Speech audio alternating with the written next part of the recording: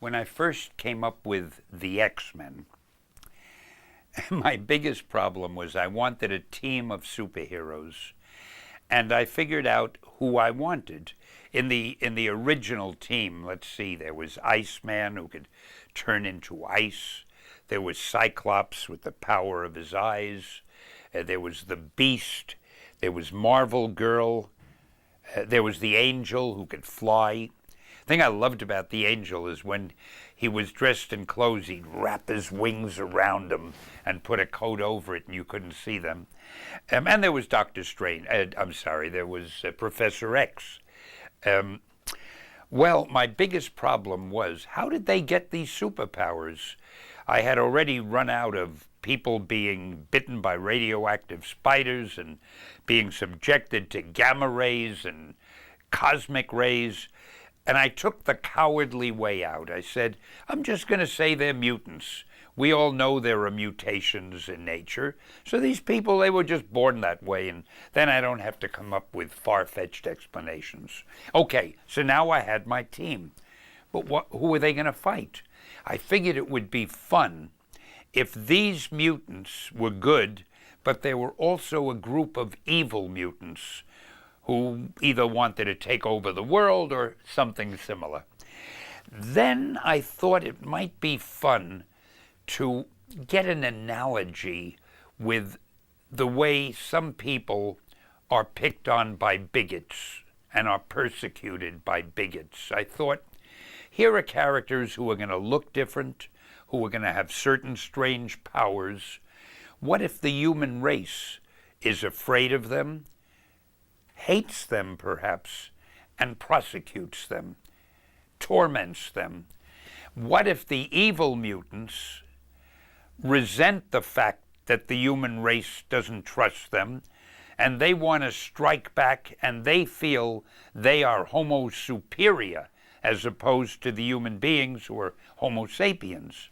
However, the good mutants feel we've got to learn to coexist with the human race. We've got to help them and show them that they're wrong about distrusting people who are different than they are. And suddenly I became really fascinated by this because I could see there was such a parallel between things that were happening in society and these stories that we were trying to write. And that's how it all happened. The Fantastic Four were a simpler group. They didn't carry as much extra baggage somehow as the X-Men. The Fantastic Four were four people with superpower, and they were using their powers to help the world, and most everybody thought they were heroes, and that was it. The X-Men were much more complex. The very people they were helping were always turning against them. So they not only had to defend themselves and hide from society, but they had to defend themselves against the evil mutants. So they had a much tougher road to hoe than the Fantastic Four.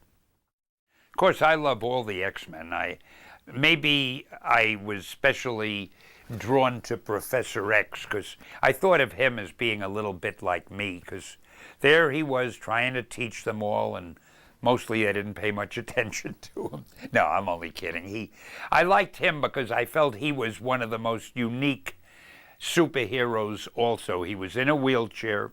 He seemed to be and was pretty physically helpless, and yet there he was with the most powerful mentality on Earth, with the ability to do so much with his mind, and he was trying to guide all of these younger X-Men. And incidentally, the name of the book, The X-Men, it was taken from two sources. One, because his name was Professor Xavier, and two, because I thought of them as a group with extra powers. So the X and extra, the X and Xavier, I came up with X-Men. But that was only after my publisher had told me he hated the name Mutants, which was the first name I had wanted for the group. He said to me, Stan, nobody is going to know, none of our readers will know what mutants are. So he didn't want that name, so I came up with X-Men. he okayed that. And I used to wonder to myself, if nobody's going to know what a mutant is, how is anybody going to know what an X-Man is? But I didn't want to make an issue of it. We had our name, and I just let it go.